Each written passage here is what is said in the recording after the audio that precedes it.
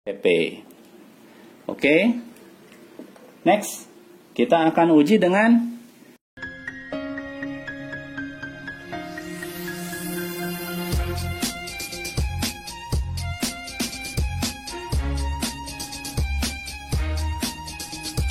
lagi. Kita lanjutkan dengan materi kita berikutnya, yaitu tentang indikator asam dan basa. Sebelumnya kita sudah belajar tentang bagaimana teori asam basa, kemudian juga konsep pH. Kali ini kita akan mengukur bagaimana indikator asam basa. Ya, baik. Apa sih indikator asam basa itu?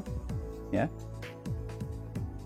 Indikator merupakan suatu asam atau basa organik lemah yang memiliki warna berbeda dalam bentuk molekul dan ion dalam suatu reaksi keseimbangan yang tujuannya adalah untuk mengukur pH.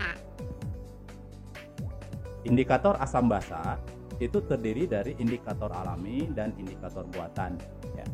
Kita lihat ini indikator buatan. Dari yang mulai sederhana sampai yang canggih, ini indikator alami, ya. Baik, kita lihat satu persatu. Indikator alami itu umumnya berasal dari ekstrak zat warna tumbuhan yang memiliki warna-warna yang mencolok, ya. Artinya warna-warna yang ngejreng. Kita lihat contohnya, misalnya bunga sepatu, kemudian bunga bougainville, ya, ini warna ungu, sama seperti kubis ungu. Kemudian kulit manggis, ya, teman-teman tahu ya manggis.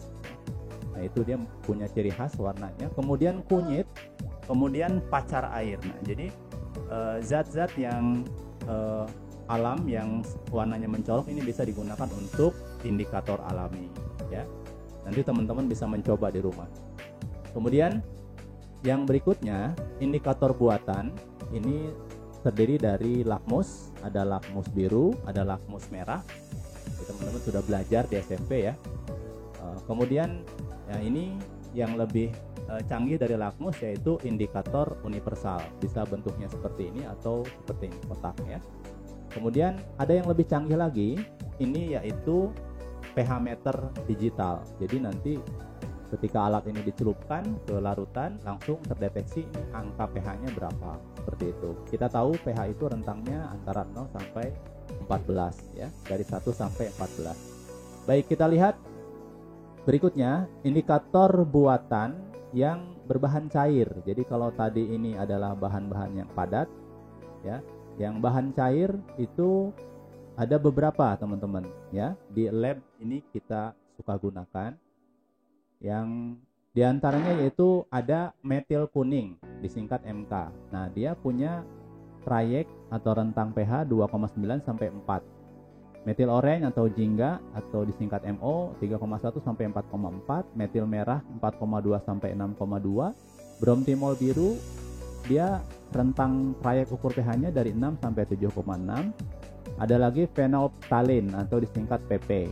Dia rentang pH-nya 8 sampai 9,6. Nah, artinya apa? Kalau lihat dari trayek pH ini nanti terlihat bahwa indikator ini cocok untuk mengukur zat yang sifatnya basa. Nah, contohnya apa? Phenolphthalein. Ini karena dia mulainya bisa mengukur dari pH 8. Bromtimol biru ini dari rentang asam sampai basa nih, lewat sedikit, ya, seperti itu. Nah, bagaimana nanti aplikasinya? Kita lihat, ya, seperti soal berikut. Ya, ini terutama untuk indikator buatan yang sifatnya cair. Ini suka dihadapkan pada soal seperti ini. Misalnya, ya, air sungai yang diperoleh dari 3 tempat berbeda, ada sampel air sungai A, B, dan C ditetesi dengan beberapa indikator sehingga diperoleh data sebagai berikut. Nah, ini datanya, teman-teman. Jadi misalnya teman-teman jadi peneliti cilik, ya, atau peneliti kecil-kecilan. Ini ada 3 sampel sungai air yang sudah kita ambil di wadah yang berbeda. Ada, kita beri nama A, B, C. Kemudian sampel A ini kita tetesi metil merah, disingkat MM. Ternyata jadi merah tuh, ya, larutannya jadi merah. Kemudian sampel A juga kita tetesi bromtimol biru, berubah jadi kuning. Terus kita tetesi phenolphthalein, tidak berwarna. Begitu cara bacanya, ya. Kemudian sampel B kita tetesin metil merah, jadi warna kuning. Dengan bromtimol biru jadi warna biru. Dengan penoptalin jadi warna merah. Nah, nanti pertanyaannya tentukan pH air sungai A, B, dan C masing-masing.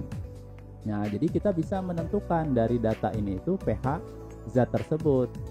Kita dilengkapi dengan data seperti ini, ya.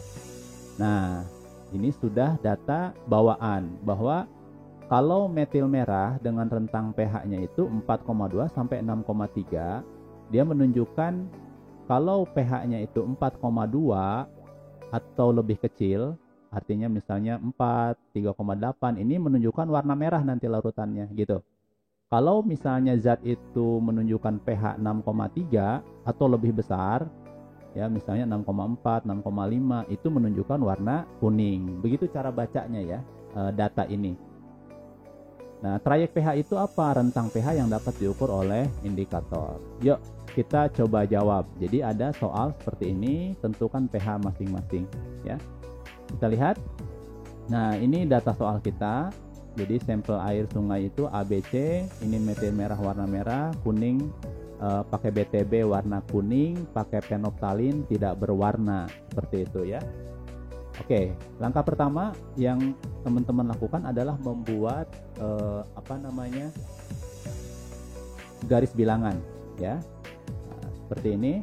Nah, seperti ini misalnya kan ada garis bilangan itu ada 0, ada negatif, ada positif gitu ya. Kalau di sini pH tidak negatif. Nah, sekarang yang pertama kita lihat data pertama. Kita tentukan dulu pH sungai A ini ya. Data A, oke. Di tetesi metil merah ternyata dia berubah menjadi warna merah ya. Oke. Nah, 4,2 dan 6,3 itu kita buat dari data trayek pH-nya si metil merah. Dia rentangnya 4,2 ini sama 6,3. Kita buat dulu ya. Kemudian datanya ketika sungai A itu ditetesi metil merah, dia menjadi warna merah nih ya, merah. Teman-teman lihat, merah itu berarti ini kan sebelah kiri ya, batas kiri berarti 4,2 ke kiri. Kita gambar grafiknya 4,2 ke kiri, kita arsir merah nih ya. Paham ya? Jadi kalau misalnya dia menunjukkan warna merah berarti batas dia 4,2 ke kiri dalam garis bilangan. Lanjut. Kemudian sampel A ini juga ditetesi BTB, bromtimol biru. Ternyata dia menjadi warna kuning ya. Oke, ini tadi metil merah. Nah, bromtimol biru itu rentangnya antara 6 sampai 7,6. Kita buat nih, 6 dan 7,6. Menunjukkan warna apa? Ketika ditetesi bromtimol biru, dia menunjukkan warna kuning, ya kan? Mana kuning? Nah, ini kuning. Kuning ada di sebelah kiri atau kanan?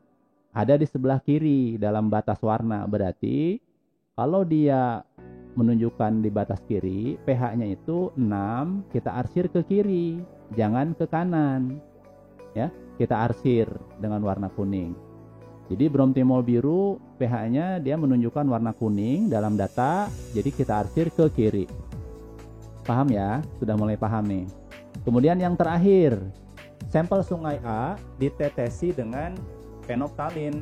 Ternyata dia tidak berwarna. Kita lihat data penoptalin. Kalau tidak berwarna itu berarti pH 8,3 kemana?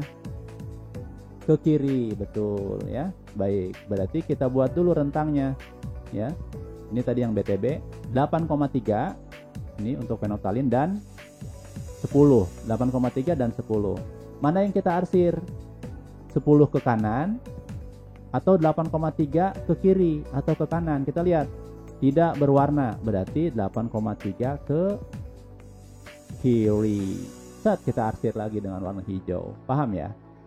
Karena dia tidak berwarna. Jadi 8,3 ke kiri. Nah, terus pH-nya yang mana, Pak? pH-nya adalah lihat daerah mana yang terjadi irisan arsiran paling banyak. Nah, ternyata daerah pH-nya ini. Karena dia dilalui oleh 3 jalur. Oleh 4,2 ke kiri, 6 dari 6 ke kiri, dari 8,3 ke kiri. Terus ketika dia bertemu, maka inilah pH larutan tersebut, ya. Jadi sampel sungai A, pH airnya itu lebih kecil atau sama dengan 4,2 dan dia bersifat asam. Begitu ya. Baik. Nah, ini secara teoritis. Nah, bagaimana praktiknya dalam kita menguji larutan dengan menggunakan indikator? Yuk, kita simak videonya. Pink ya, tapi pada cuka dia tetap seperti biasa. Seperti